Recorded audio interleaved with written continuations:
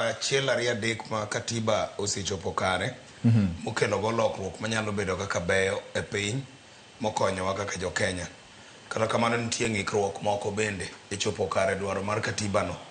Ng'ikruok mantie go moko nitie mane i katiba wuon monego bed ni kolo mondo mi one kaka iloko gi mondo gibed gi tiende. Te ka nitie ng'ikruok machielo mar jogo momi teko mar chopo kare dwaro mar katiba.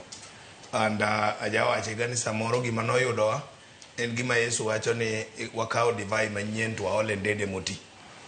New wine in old wine skin. Koro ndede ne mabro yiech kecha katiba biro kaka wine manyien to wadwan mondo waole ndede moti tiene ni joma implemente pod nigi paro manyachon. And my theko every sector. Migao moro amora neno kata mna gik manyoae mokalo mar obila.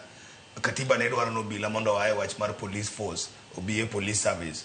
But obila me dwaro no bed police service no pod mind ne ni e police force.